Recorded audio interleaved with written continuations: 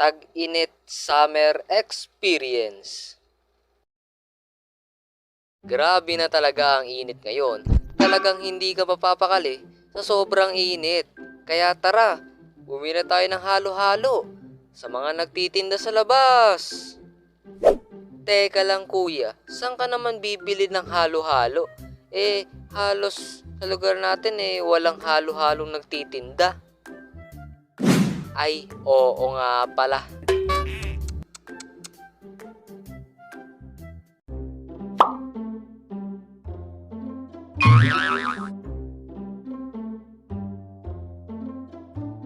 Tuwing tag-init guys, lagi na lang ako nagsusuot ng sando.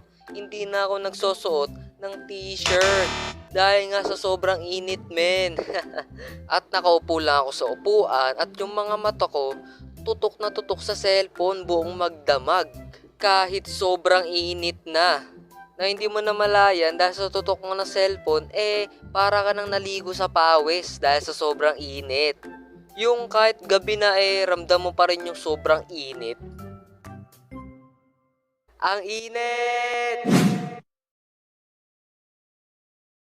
Kahit sobrang init na dito sa Pinas, yung mga magulang natin hindi pa rin maiiwasan na uminom ng mainit na kape. Nanay, ano po yung iniinom nyo? Kape anak, gusto mo?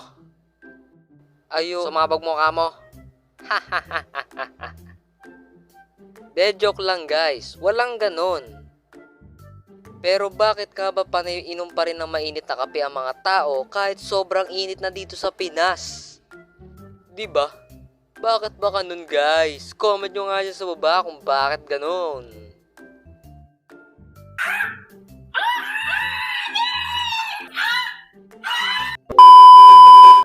Dito sa lugar namin, walang nagtitinda ng halo-halo. Ice cream lang ang meron dito sa amin. Pero okay na rin ang ice cream para sa akin. Kasi kapag kumakain ako ng ice cream, nalalamigan din naman ang katawan ko. Malamang ice cream yan Ano ka ba? Ikaw epal ka talaga sa buhay ka no? Umayos ka dito. Tuwing tag-init din guys, lagi din akong bumibili ng ice candy sa tindahan. Sa halagang 10 pesos, pagkakatanda ko guys. Pagbilan po, pabili nga po ng ice candy, isa lang po. Coca-Cola flavor. Sige. Teka lang 12 seconds later. Oh, eto De, joke lang guys, walang ganun pangyayari. Tuwing tag-init guys, dito mo rin parang magiging kaibigan mo yung electric fan. Tapos sasabihin mo sa electric fan, I love you. Siyempre, hindi lang din ang electric fan, pati na rin ang ref. At kapag nakita kayo ng mga magulang nyo na nakatambay sa harap ng ref, imbis na tapusin ang pawis mo, tatapusin ka naman sa palo. Tuwing summer, hindi mawawala ang libreng tuli sa mga barangay natin. Siyempre, bakasyon Pero naikwento ko na to sa isa kong video, watch nyo na lang. Pero tapusin nyo muna tong video na to sa kanya panoorin yun. Okay? Okay.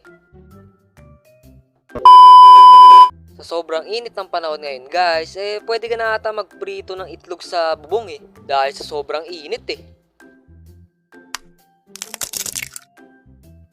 At sa panahon natin ngayon nakukulangan tayo sa ligo sa isang araw 3 beses na nga, kulang pa yan sa atin dahil sa sobrang init ng panahon. At dahil sa sobrang init ng panahon, mapapaisip ka na lang na gawin to. Ma, iligo lang po ako sa CR Oh, ano yan? Ba't may dala kang unan? Dito muna ako matutulog sa banyo. Ang init Ha? Pati yung mga electric fan natin, ang init ng mga binubuga nilang hangin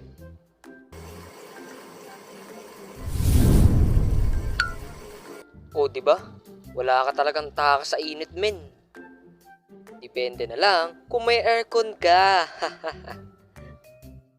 Pare-parehas lang naman tayo nasa Pilipinas. Kaya alam ko, ramdam nyo rin yung napakainit na panahon ngayon. Ang hindi ko maintindihan, kahit gabi na, sobrang init pa rin. Kahit wala ng araw. Ano to? Lokohan ba to, ha? Lokohan to? Kaya wala ka talagang magagawa kundi magbabad sa tubig eh. At alam naman nating lahat na pagkatapos ng summer,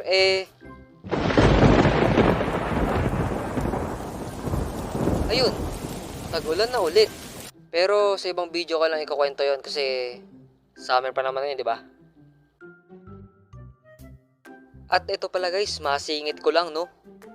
Ewan ko lang kung nararanasan nyo to eh. Alam mo yun, tuwing pagsapit ng gabi, mawawalan pa ng kuryente. Yung kailangan na kailangan mo yung bawat buga ng hangin ng electric fan, saka pa mawawala ng kuryente. Mainit na nga, mas lalong iinit pa. Para sa akin, sobrang nakakainis yun. Hirap kaya matulog ng walang kuryente, saka sobrang init pa.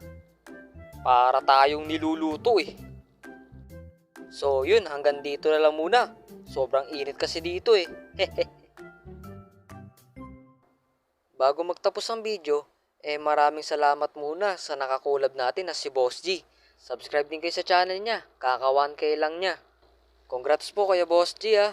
At yan din ang pinakamabilis mag-animate dito sa Pinas. At maraming salamat nga pala sa mga nagsend ng fan art ha.